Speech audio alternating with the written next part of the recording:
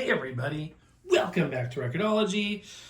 Welcome into part 2. I wasn't planning on doing a part 2 when I did the video yesterday, but as I'm editing it, I have an oh my goodness moment and realized I didn't even talk about the Bluetooth functionality. I think I mentioned that it had it, but one of the key points of this record player is that it does do Bluetooth in and out. So, I know that I don't have to do anything particularly. I'm not obligated to do it. I mean, it's just something I bought, something I wanted to share with you guys. But I feel like, people might be interested in how well that works. So I thought we would get together here. Just finished up work. It was a long day. It was a Monday part 2, more than it was a Tuesday. And let's go ahead. A very informal video. Just us hanging out. And I appreciate your time. I appreciate you being here. I knew there'd be a SL 1200 guy in the comments. I knew it. There always is. They're always welcome. But literally the comment was, why don't you just save yourself the hassle and get a 1200 and you won't need this? That's like saying, why take an Uber to the airport when you can buy a Rolls Royce to drive to the airport instead? That's about the... It's the same logic. You know what I mean? It's the same logic. All right. So I just thought we would test out the Bluetooth in and out. I haven't tested it yet, so I thought we would experience it together. The first thing is we're going to test the Bluetooth in. So it receiving Bluetooth and using the speaker as a Bluetooth. Now, why would you want to do this little speaker? Maybe it'll sound exponentially better than what we were getting off the record. I know a lot of people said it was still tinny, and the bass just doesn't come across on YouTube as well as I would like it to. But it was definitely more bassy and rich and not boxy compared to a regular suitcase player. And it was properly impedance matched, or is.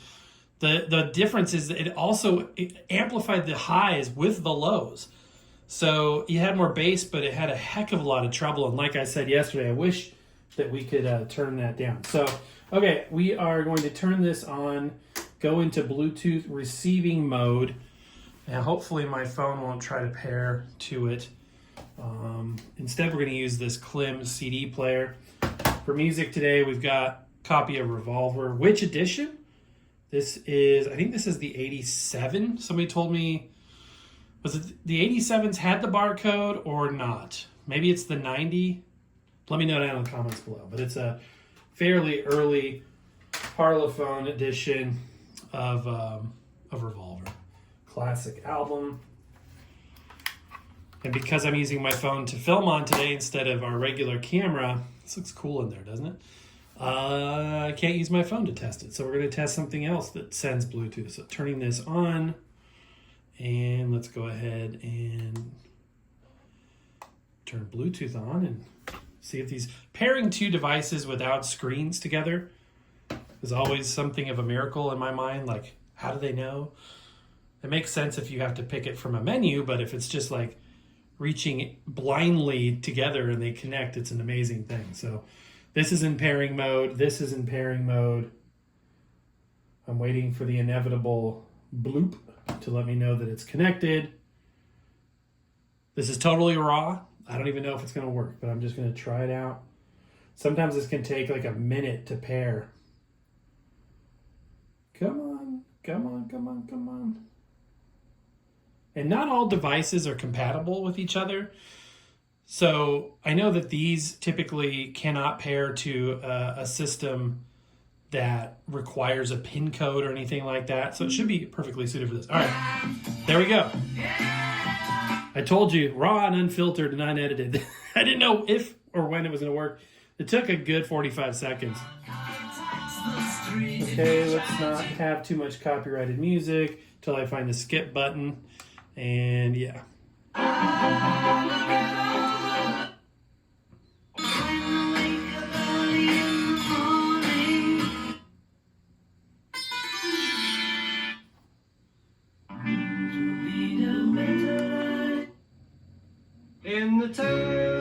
Sounds good.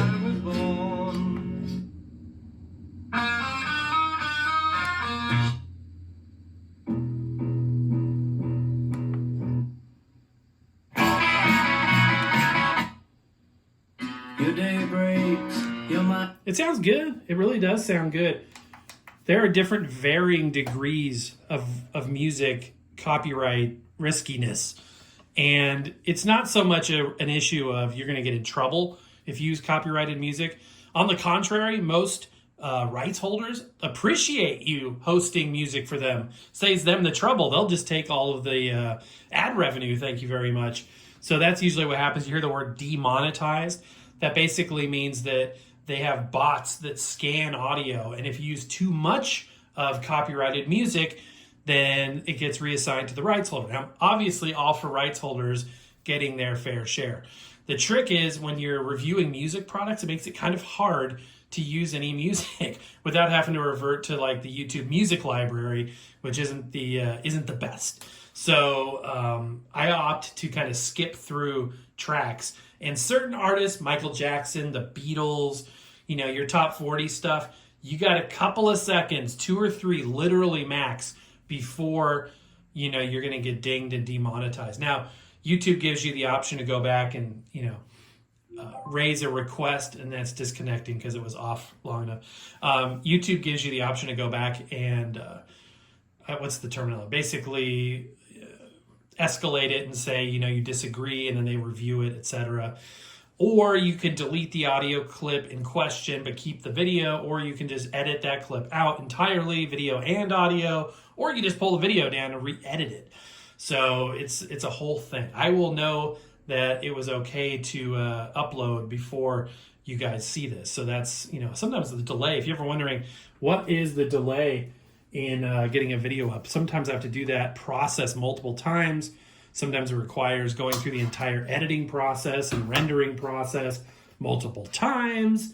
So yeah, hopefully that doesn't happen, but some music is fine. They allow you to use more and some isn't. So Beatles, kind of tricky. You'll notice on Parallelogram, he uses very, very limited amounts of music for that reason. Okay, let's go ahead and put a, Hollywood grade truck effect in there to zoom into the workspace here. Now we're going to try Bluetooth out. So we're going to go down to the Bluetooth transmit mode in a second. But first, I'm going to go ahead and put a 45 adapter on there. And this is Bananarama, Venus. And that'll be fun. You can even put the album artwork in the lid up here if you wanted to. I don't see why not. So let me go back out.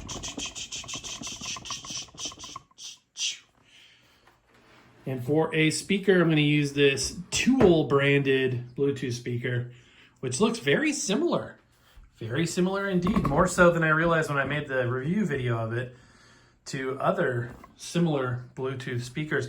This is a hardwire. It doesn't have a battery, so you just have to plug it into it. Now the question is, where's the power supply? Oh, it's over here. See, the raw, unfiltered video, you get to see me fumbling and bumbling around more than ever. And the stereo effect of me going from the left to the right as I maneuver behind the scenes on Monday, part 2. It was a busy day. How was your guys' day? And please do feel free to let me know down in the comments. I love just chatting with you guys about normal stuff. Some channels, just want to only talk turkey, but I like to actually, hear from people about what they're up to, what they're interested in, what they're excited about. So I'm hoping that we can do that as well. Now, will this connect to my phone's Bluetooth or not? Hopefully not. I am going to flip this over to transmit mode instead of receive mode. Okay, that sounded promising. I think they're connected now. So now we're going to be sending Bluetooth out of the record player into the speaker. And I already know there's the SL1200 guy in every audience. And again, I'm glad people are there. Glad every one of you is there. But there's also the why do we do Bluetooth with vinyl guy? Why are we digitizing our beautiful analog video? I remember when that feature of sending Bluetooth out of a turntable first kind of came out. It was about the time our channel started. The first one that I saw was a Crosley, something 200, I forget, or 2000. I forget what the record player was. I forget. And if you look back in the archives, you'll see that. But I remember the guy from Crosley at the time was like, I don't know why people want this, but they want it. They want to transmit Bluetooth. And so, where there's a market, companies are going to line up to sell them what they want. That being said, on a record player like this, it's not going to matter. I mean, come on. This is a lo-fi, low-resolution, portable record player. This isn't a hi-fi component-level turntable. Even doing what it's supposed to be, even as objective as I am about it, you're not going to hear this and be like, oh yeah, I can tell that's digitized. You know what I mean? Plus, it's all reconverted back to analog sound. It's probably using a lossy codec. Most transmitting codecs are lossy, even aptX. I used to be under the impression that aptX meant lossless. That was incorrect. I have since learned that it has to be aptX lossless, and that's the name of the codec. But standard aptX isn't necessarily that way. So, all right, enough blabbing. Let's see how she works. Again, I can't use too much of this. Okay, ooh, good Lord. All right, turning the volume down. That was harsh. Also, I need to be on, am I on 45? Yeah, I'm on 45. I was actually playing some 45s last night on this.